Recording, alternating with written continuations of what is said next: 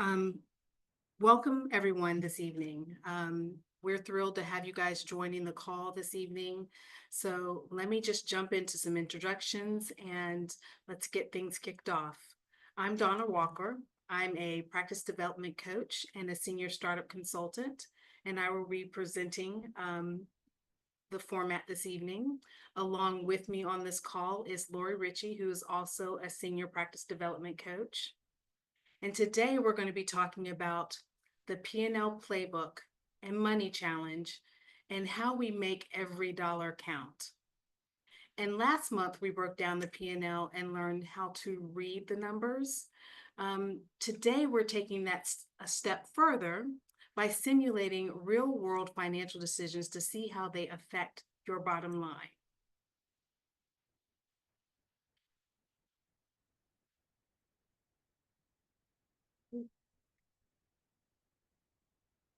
Let me move this out of the way.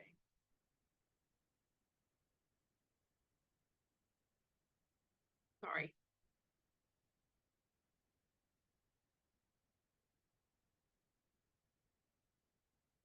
So last month we talked about um, some key things that we dove into that we're going to, let's quickly revisit them when what we covered last month. So we spent time breaking down the P&L and what it actually means and why it matters. We talked about the big pieces. There was revenue, cost of goods, overhead, net profit, and for many of you, it was probably the first time that you put all of those things together. So we also looked at the key percentages, those benchmarks that helped us understand how your business was performing. For example, maybe your cost of goods should have been at 30%, but they're sitting at 35%. So that tells us a story. And we learn how to read those signals and start asking the right questions. And probably the biggest takeaway was this. Profit isn't just about hustling or just about seeing more patients.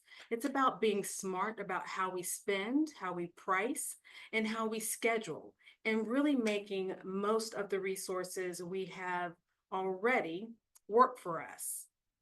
So, with all of that in mind, today's goal is to take those concepts and apply them. Um, and we're going to put ourselves in the driver's seat, um, making some business decisions and see what happens when the bottom line, when we shift strategy even slightly. So here's what we're doing today or this evening. Think of it as a business strategy simulation.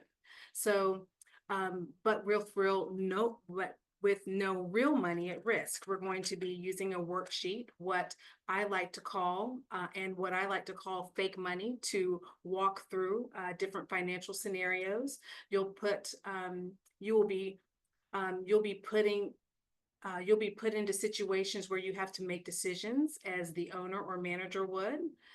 Do you hire more staff? Do we raise prices? Do we discount services? Each choice you will make will affect your P&L. Your goal is to take what we learned last month and apply it in a way that's both fun and eye-opening. So you'll start spotting things like wasted dollars, underperforming services, or untapped opportunities. And by the end of this, you'll be thinking about things like a business owner should, someone who sees how every little action has a ripple effect on the financial health of your company. So let's get ready and roll up your sleeves and make some money moves. Let's have some fun and we'll sharpen those financial muscles. So why does all of this matter? First, understanding equals empowerment. When you understand financials, you'll no longer just be reacting, you're making informed choices.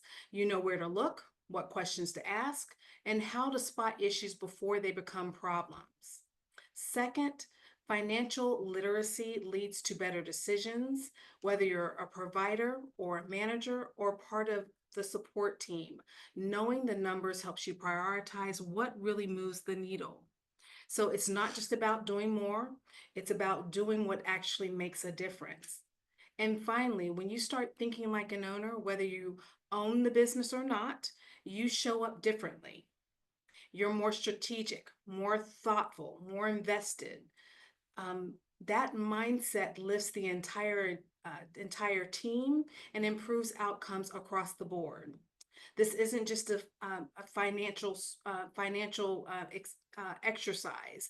It's leadership development. It's a mindset shift, and especially valuable when having transparent conversations with team members. So, for example, if someone asks for a raise, but their cost of goods are too high, you know you now have a clear, data backed way to lead the conversation. You can say something like, let's look at your numbers together. Here's what your treatment cost the business. Here's what you're generating, and here's where we can improve. This isn't about saying no, it's about showing them how to get to a yes by aligning performance with financial health. That's how you build and really um, buy in from your team, um, from, from your team as a whole. So let's talk about this worksheet, what I hope will be your new favorite tool. This is where the magic happens. Now, we're going to use the worksheet to walk through a P&L using the numbers to figure out how different decisions impact the business. It's broken down into clear sections, starting with revenue, then cost of goods, labor, overhead, marketing, you name it. Each step includes some prompts and questions to get you thinking critically, not just not just plugging in numbers. Now, don't worry if some of this looks intimidating to you at first. You're not expected to be a financial expert. We'll walk through it together, and the goal is to get comfortable identifying patterns and opportunities. This worksheet isn't just for today. It's a great tool to take back to your team and to start having some smart conversations about the business. So get familiar with it, ask questions, and most importantly, let's have fun. So here's a sample of what P&L's revenue breakdown looks like in a practice. Income is being broken down by service type. So injectables, laser, aesthetic services, body treatments, and retail. You'll notice I've ranked the services by category. So right away, you're going to notice that injectables are doing the heavy lifting. Over 35% of the revenue generated is injectables, and that's not unusual. Many of our practices are led by the low-hanging fruit injectables. So, but it also highlights an important point. So if injectables are your biggest driver, are we missing out on opportunities elsewhere? This is where I want you to play with this. On your worksheet, this is step one. It's revenue breakdown. You'll plug in your own numbers using your own P&L or use my example and figure it out. So what services are leading your revenue? What categories are underperforming? And how balanced is your revenue stream? And most importantly, what would happen if we built more complete treatment plans instead of relying on services like Botox or filler? Could we better utilize our lasers or skin tightening? Could we increase retail through recommendations? This is where our strategy really comes into play, and where we encourage you as owners and managers and providers to take a step back and evaluate the big picture. What needs to shift? Where should you be placing more emphasis? Let's uncover the insights that can move your business forward. And when you take this back to your team, especially your providers, here's the conversation to start. Say things like, if this were your business, what would you do differently? How would you adjust your treatment mix, your use of product, or your approach to your patient planning? What ideas do you have for improving efficiency, results, or revenue? This encourages your providers to think like stakeholders, not just service providers, because they understand how their daily decisions impact the business financially. And they're more likely to take ownership, be proactive, and align better with your bigger goals. The ultimate goal is to build a team that's not just working in the business, but working on it together. So now I'm going to play your banker, or you can choose a member of your team to play your banker. So each of you or your team is going to get $100 in fake money to start this game. You're going to be using that money to make decisions throughout this session that represent real business moves. Do you want to invest in retail training? Think about adding a new laser. Do you want to focus on membership growth? Your goal is to make strategic investments that will help you grow revenue, improve balance across service lines, and ultimately impact the bottom line. So I want you guys to write down your revenue growth strategies. What areas do you think have untapped potential? Where could you increase conversions or drive repeat visits? Do you lean into treatment planning? Um, do you finally optimize that underutilized machine that's over in the corner of your practice collecting dust? This is your practice, and you have the power to shift the numbers. Now that we've looked at the revenue, let's move to the next section of the worksheet, cost of goods. Cost of goods represents what it costs us to deliver each service. Injectable products, facial back bar products, laser supplies, disposables, basically anything directly tied to performing a treatment. Our goal here is to keep cost of goods at 30% or less of the revenue. But in this example, our cost of goods is at 34.63%. So we're over the mark. So what's driving that? Let's take a closer look. So injectables are the biggest offender. Cost of goods is over 56%. That may mean we're not charging enough, we're discounting too heavily, or we're experiencing product waste. Skin tightening is also high, almost 23%. That might indicate we're overusing consumables or haven't packaged or priced the services effectively. And retail is sitting at 53.33%. That's a red flag. Ideally, retail cost of goods should be under 50%. So are we overstocking, selling low margin products, not training our team to sell effectively? So the key takeaways here is, where are the leaks? Are we overpaying for supplies, not charging appropriately? Do we need more training around usage and efficiency? And now, just like before, this is where you get to play. So as your banker, I'm here to collect. Each of you has $100 in fake money, and it's time to start paying your bills. So right now, I need you to pay $35 towards cost of goods. Yep, just like in real life, expenses come first.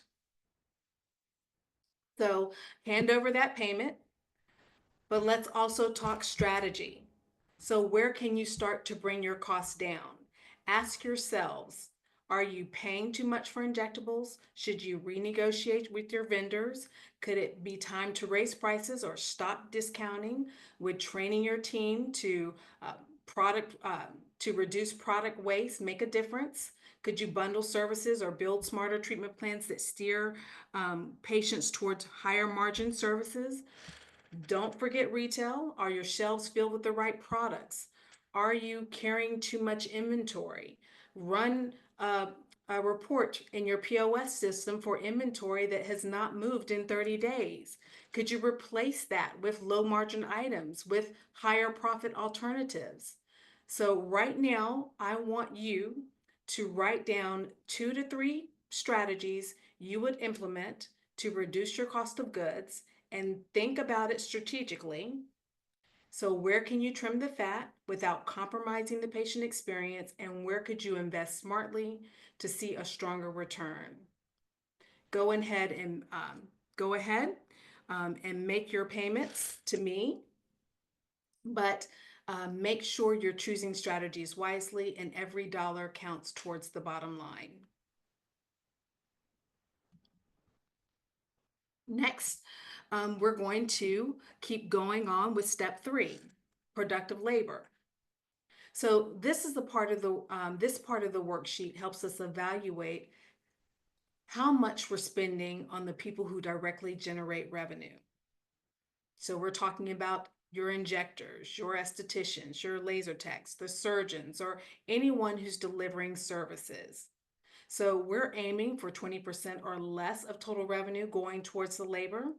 So in my example, total productive labor is sitting at 18.16%, which is decent, but we still need to look at how how those dollars are being used.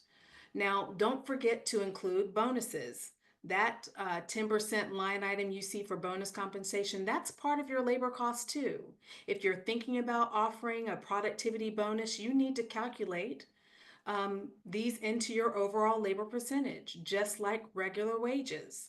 And while you're at it, labor isn't just about provider pay. You also need to account for things like payroll taxes, health insurance, short and long-term disability benefits, 401k matches, complementary employee services, employee product allowances, or their retail commissions. All of these things add up to your true labor cost. And if you're not including them in your calculations, you're not seeing the full picture. So again, as your banker, I'm collecting 18 out of your money to cover labor. So go ahead and hand over that $18. Now you have to ask yourself, are you getting strong productivity exchange for what you're spending? Is your bonus program driving performance, or is it just inflating your payroll? Um, are there creative ways to shift lower margin services to lower cost providers? And finally, I would have your team write down right now 2 to 3 ways you can either improve your labor efficiency or ensure that your labor costs are returning solid revenue. This is about labor uh, working smarter, not harder for the business.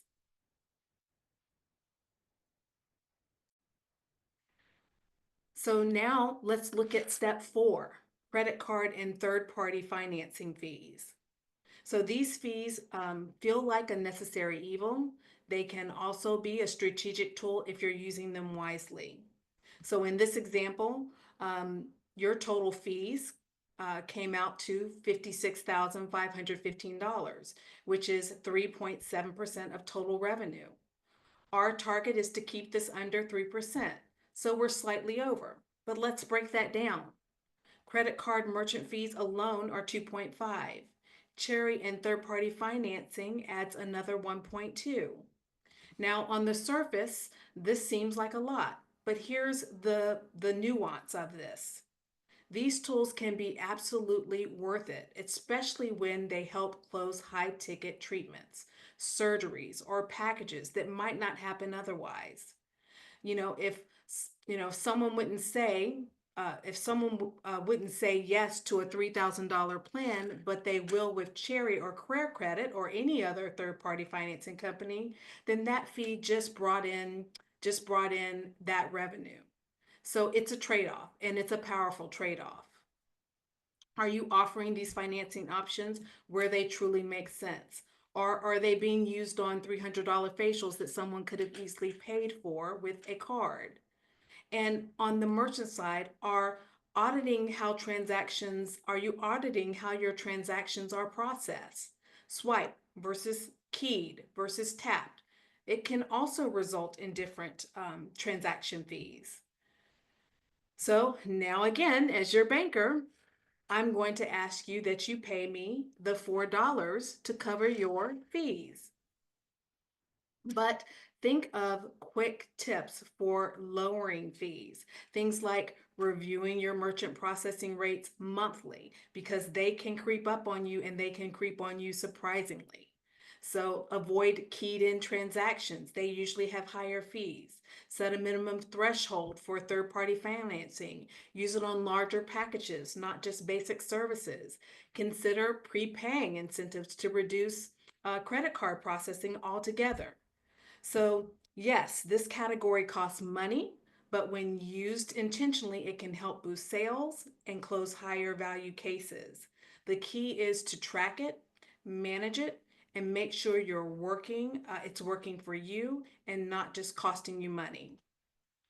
So, I want you guys to take a moment and jot down a few ideas. Where could you tighten up usage, or where could financing options help you grow your business smartly? So section 5.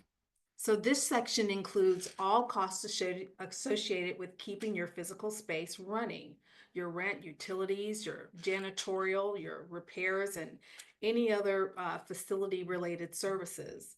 Now, the goal here is to stay at 10% or less of your total revenue. In this example, the facility total is $124,000, which is about 8.13%. So we're well within the range. That's just, that's a good thing, but there's still room for a few thoughtful improvements. So let's look at the breakdown. So rent is the biggest chunk at nearly 6%, which is expected. Janitorial is at 1.57. Then we've got the utilities and maintenance, which look relatively minor, but they can spike depending on seasons or service agreements. Here's what I want you to think about. Could we be using the space more efficiently? Are there underutilized rooms or time blocks that could generate revenue? Do we have storage space somewhere that could be better used for a treatment? Are we on a fixed rate utility plan or a variable one, and which makes more sense for our usage patterns? Sometimes a simple adjustment like negotiating your lease, though that is less likely, changing your cleaning schedule or optimizing your floor plan can add thousands of dollars to your bottom line over the year. Now, once again, you've still got to pay me as your banker. So I want all of you guys to hand me $8 out of your money to cover your facility cost. And just like before, I want your team to write down 1 or 2 ways you can reduce or optimize your facility. So maybe it's, renegotiating your janitorial services, investing in energy efficient lighting, or subleasing unused space. That can be a way to reduce your overhead. Whatever it is, a small facility shifts can lead to big operational wins. So go ahead, make your payment to me, and think about how your space can work harder for you.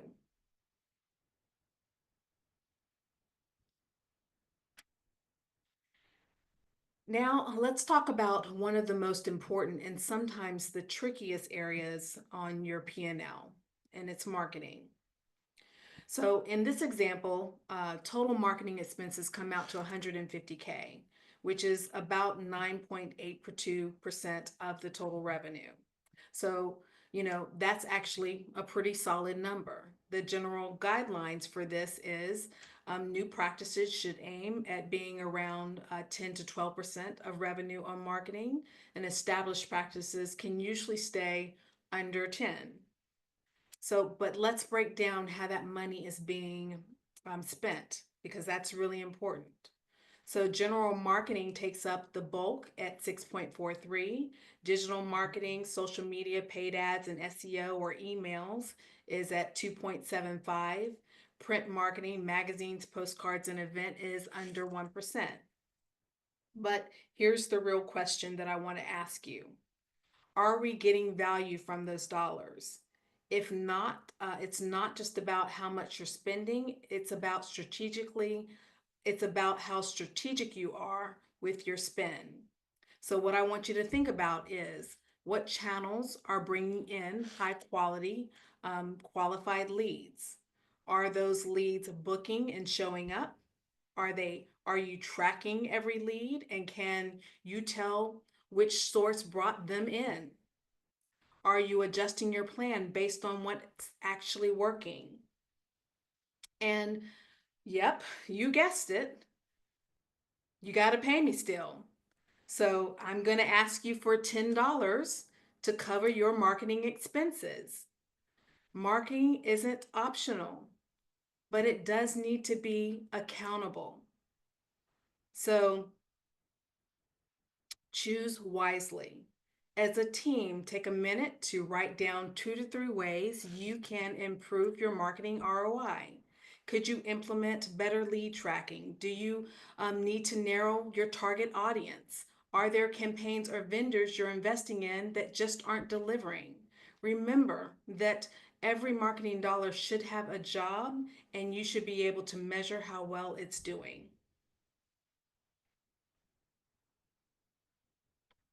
So moving on to step 7, administrative payroll.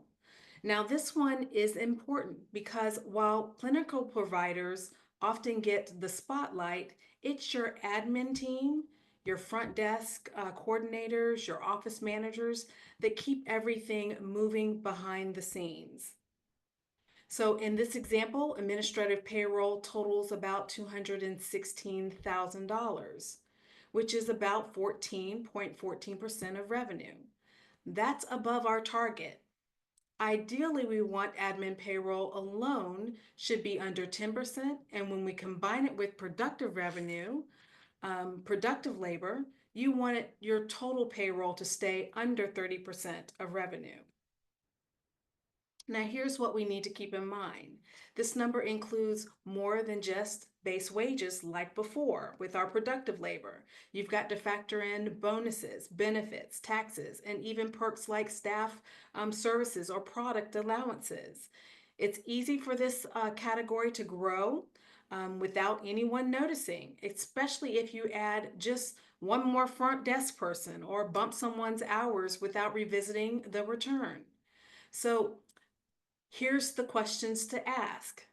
Are we staffed strategically or just habitually? Are we overstaffed during slow times? Do we have the right team and the right roles? Are the bonuses tied to actual performance outcomes? And yes, here I am. I'm back again as your banker. I want you to pay me $14 of your money to cover your administrative payroll. So now it's a great time to brainstorm. Where could you optimize roles or schedules? Is there cross training that could increase efficiency? Could automating certain systems like booking, confirmations, or payments help reduce admin load? Remember, another way of making money is saving money. So have your team. You guys should go ahead and write down 1 to 2 strategies for improving your admin efficiency or controlling cost without sacrificing the patient experience. So we're almost there. Let's talk about step 8, general and administrative expenses. So this is the bucket where all of your behind the scenes expenses live.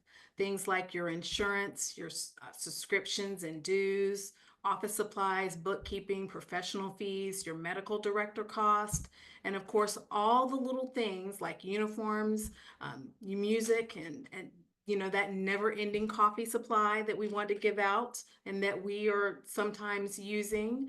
Um, but in this example, our G&A totals $84,000, which is about 5.55% of revenue. That's actually very healthy. The target for this category is typically 10 to 15%, so we're in good shape. But that doesn't mean that there aren't opportunities to tighten it up further. Here are the things that you should pay attention to. So you should pay attention to your professional fees and bookkeeping. Are we outsourcing too much? Dues and subscriptions, are they actually being used? Office supplies and printing, are we stocking more than we need? Leased equipment, are we locked into something that's no longer relevant or could be renegotiated? And uniforms, travel, and meals. These little things can sneak up fast. So here's the big question. Are these expenses essential or are they habitual? And yes, once again, now it's time to pay me, the banker. And I want $6 out of your money to cover your G&A expenses. This is the cost of running a clean, professional, organized operation. But just like everything else, it needs to be managed with intention. So as a group, I want you guys to think about 1 to 2 G&A items that might be worth reviewing or trimming back. Could you renegotiate your contracts, eliminate unused services, or streamline office supplies? These may not be the flashiest line items, but they can add up. And small things here go straight to the bottom line. So, um, this is where it all comes together. We started with $100 worth of revenue, so 100% of revenue, and now you can see where every dollar is going. Cost of goods is taking up 35%, which is higher than ideal. We want it to be closer to 25 to 30% range. Cost of labor is at 18%, which is on its own is okay. But remember, we also had administrative payroll that was at 14%. So when you combine them, we're at 30 to 32% total payroll, which is above the 30% benchmark. Credit card and third-party financing fees come in at 4%. Something to keep an eye on if patients are using financing often. Rent and facility fees sit at 8%, which is healthy. Marketing is at 10%, a solid number, especially for a growing or a newer practice. Then we have G&A at 6%. So it includes things like subscriptions and uniforms and insurance and what's left at the end of the day. Our net income is 5% or $5. So that means only $5 is left after every $100 worth of services. So here's the moment to reflect on. Where is your biggest opportunity to improve? What could you reduce or reallocate for more impact? And if you're only keeping, $5 out of every $100, is that enough to sustain you? This final number is why all the steps that you just worked through matter. Every decision you make around spending, staffing, pricing, and planning ultimately rolls up into this one outcome. This is where all the work we've done today really pays off, literally. So on the left, I've given you a breakdown of a business that's bringing in the revenue, but so on the left, I'm showing you an example that is of a business that's bringing in the revenue, but only keeping 5% as profit. That's just $5 of every $100 earned to stay in business, and for how much effort that we put into operating a med spa, 5% just doesn't cut it long term. So now I want you to look at the right side. So the same amount of revenue, and I just wanted to show you how smarter decisions can make an impact. So we tightened up our cost of goods at from 35 to 30% by managing inventory, negotiating pricing, and controlling waste. We kept labor at 18%, which is strong. We reduced the merchant and financing fees slightly, and those changed alone. That change alone saved us 1%. We trimmed rent, facility, and marketing and admin just slightly, not through drastic cuts, but through more intentional spending. So, what is the result? So now our net income jumped to 20%, and that's $20 out of every $100 to stay in business. That's how you fund growth. Reward your team and invest in the future. This isn't just about the numbers, it's about a mindset and a mindset shift. So small adjustments across the board add up to massive gains in profitability. So you need to ask yourself, where do you have room to tighten up? Where are you overpaying or underutilizing? Where could you shift time and focus on training to improve efficiency or revenue? This is the power of strategy. And when you make informed, intentional decisions, you don't just work harder, you work smarter. And that's how you turn 5% profit into 20% profit. So now let's talk about the provider. So we're going to go from performance to profit and coaching with a purpose. So what I've done is, now let's zoom in and look at this from a provider specific perspective. So in this example of, how we can take all the financial insight we've talked about today, this evening, and apply it directly to one person's performance. You know, we're looking at total revenue generated by one provider in a given year, 562K. That's a strong number on the surface. But as always, the value is in the breakdown. So you're going to pull out your worksheet and take a look at it. So injectables are leading at the charge of nearly 36% of revenue. Laser skin resurfacing follows at 26% of revenue.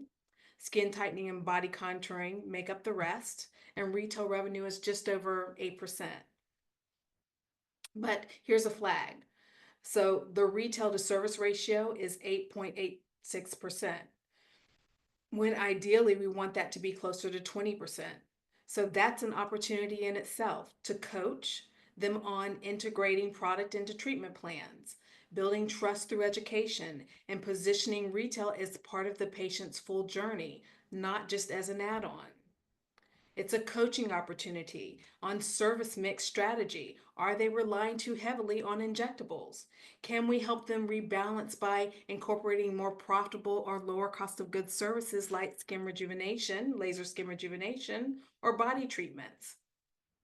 And treatment planning. Are they building a full patient journeys or just delivering one-off services? Helping them think in terms of packages and plans and outcomes increase value and retention.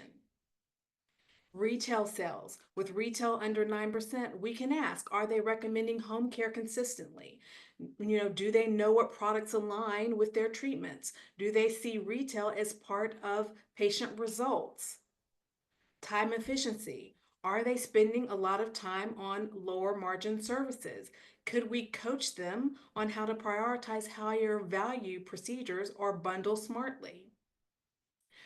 And cross education. Could they be cross trained on additional services that this can expand them on what they can offer and helps diversify their revenue mix? This is where we shift the feedback to coaching. We say to them, here's what the numbers are telling us.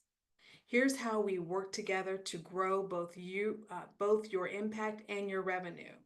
This is also a great place to open up conversation. What's going well? Where do you feel stuck? What tools or training would help you elevate yourself?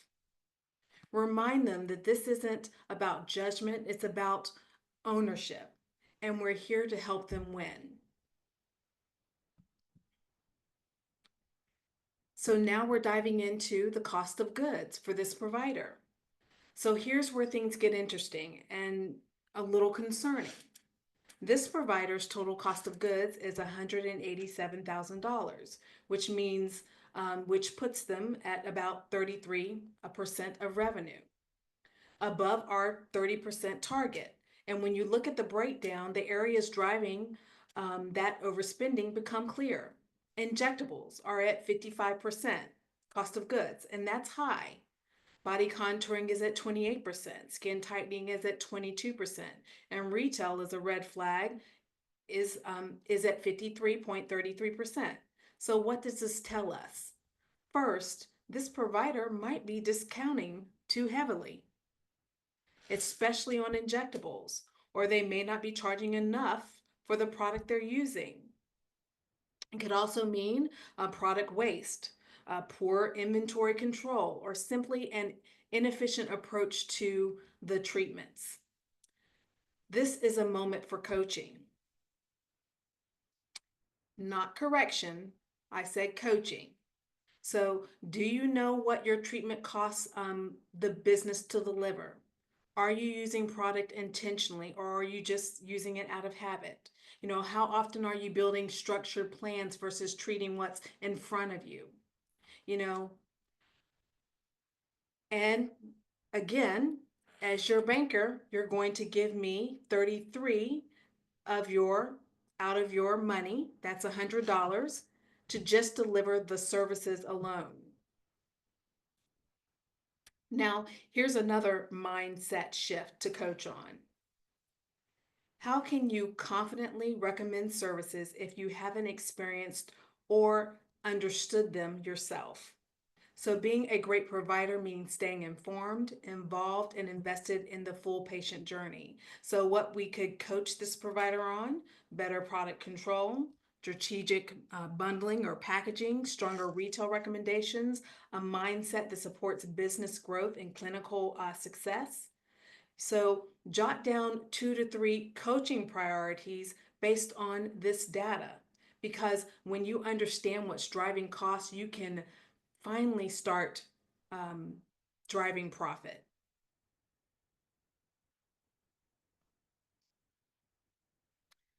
So now let's take a closer look at step 3, productive labor costs, which is often one of the most sensitive but most important conversations we can have. So in this example, the provider's total product labor cost is 129K, or 25% of revenue. So this is above our target of 20% or less, and we need to understand what's driving it. So now let me be clear. Compensating providers well is important, but what we really care about here is alignment. Is the compensation in proportion to the revenue being generated? In this case, injection labor is 25% of revenue, which means that for every dollar earned, 25 cents is going to labor. No bonus has ever even been factored in here yet, and that's an additional cost that would drive your revenue even higher. So, this does not include your hidden costs, things like your taxes and your benefits and your insurance and your PTO and training and service perks and product discounts, you name it. So here we go. So now you're paying me. So I'm asking you to give me $25 of your money, of your $100 of your money to cover your labor. And this is where we start coaching, because the question isn't, should this person be paid less? The better question is, how do we increase their value and efficiency so the labor cost makes sense? Are they booking full schedules, or do they have gaps? What's their revenue per hour? Or um, is it aligned with their compensation? Are they spending their time on high value services or getting stuck in low margin treatments? Do they understand how their pay ties to their practice profitability? And if they're asking for a raise, bonus, or commission increase, this is the exercise we want you to use. Let's look at the numbers together. If, if we want to make room for growth, let's talk about ways you can drive revenue more efficiently. So it's not about cutting people down, it's about building them up with clarity. So now let's compare the two versions of the provider's P&L to see how small changes in decision making can completely change profitability. So on the left, we've got the before picture, revenue of 100%, cost of goods at 33%, way over our 30% target, cost of labor at 23%, high for productive labor, credit card and financing fees at 4%. So that puts our total cost of sales at 60%, which means that more than half of the money earned is going just to cover what it takes to deliver the service. And that is too much. And that's even before we get to operating cost. So your rent and facility, 8%, your marketing, 10%, your administrative and general expenses, 20% combined. So when all is said and done, this provider leaves the business with only 2% net. And that's 2% left, $2 left out of every $100 earned. And that's not sustainable, people. That's not sustainable. Not if we want to reward performance, grow the business, or offer competitive benefits. So now let's look at the after picture on the right. So revenue is the same at 100%, but cost of goods were brought down by 28%. Labor costs trimmed to 18%, still fair, but now better aligned with value. Credit card fees are held steady. Total cost of sales is now at 50%. So all of the other overhead costs stayed the same, but guess what? That's now 10%, a 10% shift in the cost control added up to a net income of 12% or $12 that's being saved at the end of the day. And that's, you know, so now we have the money to reward providers, invest in training, upgrade equipment, hire new staff, or even just breathe easier or lighter as a business owner. So this is why understanding your P&L matters. This is why strategic decision making wins over hustle, because you can't work your way out of a broken model. You have to optimize your way out. And when providers understand how to shift from delivering just services to truly driving value, that's when everyone wins. The practice becomes more profitable, the provider becomes more empowered, and the patient receives more consistent, thoughtful care. So the final takeaways, we're going to turn insights into action. You've got to review your P&L regularly. So focus on patterns, not just totals. Look at categories that are out of line with benchmarks. Identify your top 2 to 3 areas of opportunity. Is it cost of goods? Is it labor? Is it marketing ROI? Start where the numbers are the furthest off of target. Pull your provider level data, compare productivity, capacity, cost, and revenue per hour. Address any misalignment that's there. Set measurable goals for improvement. Tie goals to KPIs like reducing cost of goods by 5%, increasing RPH, or lowering facility cost. Empower your team to think like owners. Share your insights. Have open conversations about how decisions affect your profit. Ask them, what would you do if this were your business? Revisit and revise your plan every quarter. Strategic decisions aren't a one and done. Track, measure, and adapt as you go. This just isn't about the numbers. It's a mindset. Today wasn't about becoming a CPA. I don't need you to go out and learn and adopt and know all of your numbers, know them by heart.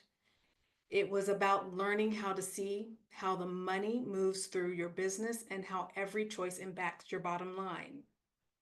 Every slide in this presentation was a window into how you operate. From cost of goods and labor to credit card fees and admin costs, you now have a blueprint to identify where things are out of alignment and where you can grow. So we've played the game and, saw how quickly profit can shrink or grow. So it's not just about working harder, it's about making thoughtful, strategic decisions that protect your margins, and increase your impact. What would you change? What would it change if your whole team thought this way? Imagine if every provider, every coordinator, every manager understood how these actions affected profitability and felt empowered to make decisions. This is the shift from employee to stakeholder, from the busy to intentional. This is how high performing, sustainable, and scalable practices are built. So I'll leave you with this. What would it look like if every person in your organization started to think like an owner? What kind of conversations would you be having? What kind of results could you start seeing? And how would your organization feel? I think it would feel good.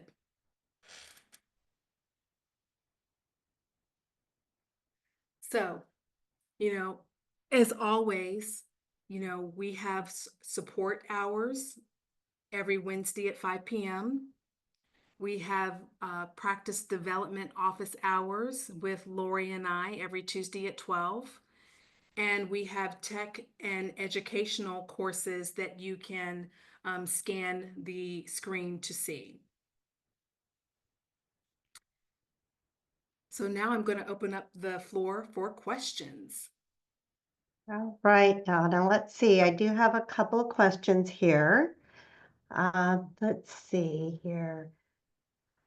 Somebody is asking, what if a provider is asking for a raise, but their numbers just don't justify it? Yeah. So, like I said before, really you have the data and numbers don't lie. So, talk to them about their, where their cost of goods are at, where their labor is at. You can have the conversation with them about, you know, don't say something like, we can't afford it, or we're financially strapped, or, um, you know, I'm trying not to go out of business. Say things to them like, we need to get your performance in line with um, your productivity. And when those two things align, then the hope is that we can say yes to a raise to you. But a lot of times providers have, you know, they think that we're, as owners and managers of our business, that we're running to the bank with bags of money. And that just isn't the case. And so when you can show them, through a P&L um, worksheet, what they're truly doing, then I think that opens up the conversation for a lot more things. I think you really said it earlier when you were talking about empowering the providers.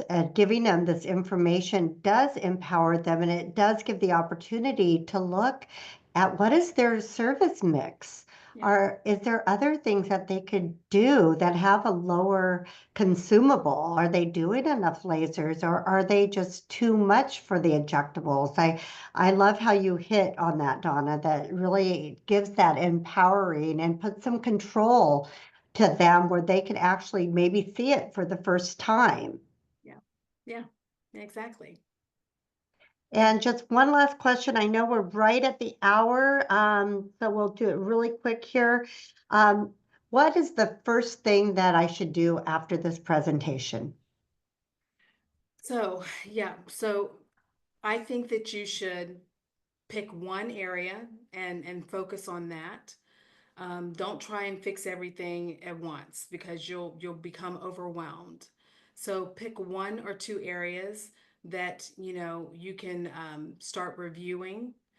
So if that's your service mix or is it your cost of goods, you know, then schedule a leadership meeting and talk about those things with your team, and talk about how you're going to attack those areas. Um, but I think that, you've got to first prioritize where you're going to start with first, and don't try and do everything at once. So, make it, create a 30-day plan, and, and attack that one thing, and start at the, start with just that one thing, and then go on to the next thing. But I think that that's where you have to start. Great advice. And don't forget to use that wonderful worksheet that you put together, Yeah. because that is just a tool to always have in your back pocket there and really comes in handy. Yeah. Well, we're right at the hour, Donna. It was wonderful tonight. Does anybody else have any other questions? Well, Donna and I are available every week, Tuesdays. We'd love to have you join us. It's a great time for any kind of conversation. Nothing's too small or too big. Sometimes we just learn from each other and it's just really great. Yeah. Exactly. Thank you, Okay. everyone, for coming this evening. Thank you so Thanks, much. Donna. It was wonderful. Thank you. Take care. Bye bye. Okay. Good night.